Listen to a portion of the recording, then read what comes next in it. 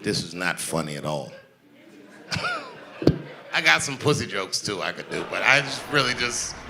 Dave Chappelle's surprise new Netflix special was anything but pussy jokes, or at least for the most part. I don't care if he personally kicked Candace Owens in her stinky pussy. I don't know if it stinks, but I imagine it does. And if I ever find out, I'll let you know for sure. I'll tell like Azealia Banks, I'll tell. I am a Dave Chappelle fan, and I'm here to tell you that special was not funny, at least by his standards. The laughs were few and scattered, and if you're feeling overwhelmed by all that is going on and you want an escape, this might not be the special you want to watch. However, if you want to watch someone effectively put your frustration and anger into words, this special might be therapeutic for you. Dave dives headfirst into the topic of George Floyd's murder at the hands of 4 police officers of the Minneapolis City Police. Hence the name 846, signifying the time that the murderer's knee was on George Floyd's neck.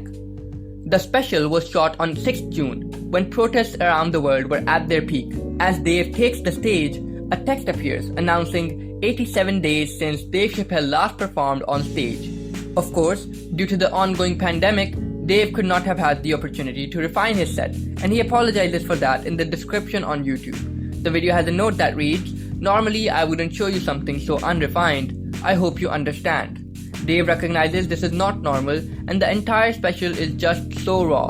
Of course, Dave must have felt like he had something to say. He gets ahead of the controversy and tells us why he had been quiet for so long, and how he did not want to take attention away from the grassroots movement happening across the United States. Answer me. Do you want to see a celebrity right now? Do we give a fuck what Ja Rule thinks? Does it matter about celebrity? No. He talks about other black men who have been murdered by the police and tells each of their stories. Dave also talks about the Lebron James-Laura Ingraham controversy. For those of you who do not know, around February 2018, LeBron James and Kevin Durant criticized Donald Trump on an interview. The number one job in America, the point of person, is someone who doesn't understand the people and really don't give a fuck about the people. In response, Laura Ingraham told him to shut up and dribble.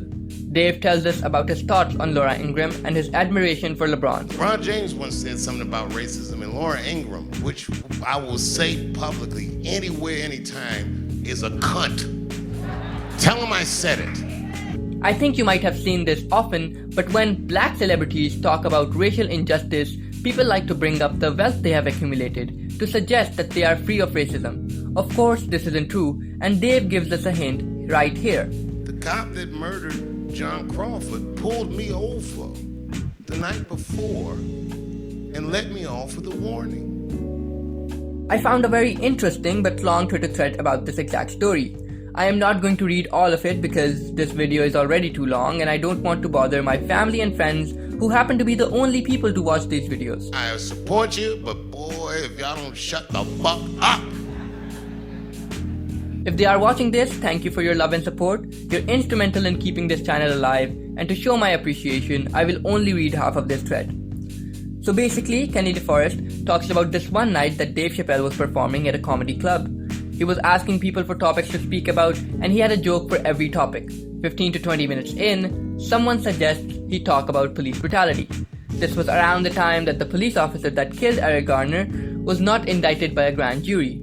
Chappelle started talking about how watching Eric Garner get murdered made him scared for his children. A clearly privileged white girl, she had a wide-brimmed felt hat for Christ's sakes, shouts, "Life's hard, sorry about it," and it takes the air completely out of the room. A collective gasp. Chappelle zeroes in on her. "What did you say?" She repeats it. Chappelle starts going in. Chappelle talks about the history of black people and the police and talks about John Crawford. If you don't know John Crawford, he was killed in a Walmart by a police officer. Chappelle then tells the story about getting pulled over in rural Ohio where he lives. He said, "I may be white on paper, but I'm still black, so I'm nervous." He says, "The cop approaches and can tell I'm nervous. I have both my hands on the wheel and I say, 'Officer, my license and registration is in the glove box. I'm going to reach for them now. I promise I'm not armed.' I could tell the officer was offended that I was nervous. He said, 'I know who you are, Dave Chappelle.' And I said, 'So why do you need my license and registration?' He gets off with a warning. And the same cop goes on to murder John Crawford. His takeaway: I shouldn't have to be Dave Chappelle to survive police encounters. He goes on to explain that one of his best friends is South African. He said, I asked him what it was like in South Africa right before apartheid ended, and he said it was chaos in the streets. There were riots and car bombs, etc. But the amount of people caring hit critical mass, and there was nothing they could do to stop it. The people had momentum and apartheid ended. Critical mass, that's what we have to hit. Once enough of you care, there will be nothing they can do to stop the change. It was incredibly powerful. The crowd was somber and silent. After the show, the girl came to Dave and apologized. Dave thanked her for hearing and listening to her, and even took a picture with them. That was a difficult conversation, and I think Dave's new special in itself is also a difficult conversation. Dave confronts us with the issues we might want to forget, and reminds us why it is so important to have these conversations. The special is not funny. It's not jokes. Instead, it is heavy. It is filled with emotion.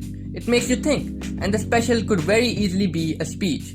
I think we hear this about Dave a lot, that he is not a comedian, but rather a philosopher who knows how to tell jokes. The entire special is profound, and Dave knows what he is talking about. The last joke of the special is not only scary, but also representative of how we're feeling, and why his special is so important. And I'm just going to leave you with that. This is the last stronghold for civil discourse. After this shit, it's just rat-a-tat, tat-a-tat, tat-tat-tat-tat. I love you very much. Thank you for being here. Good night.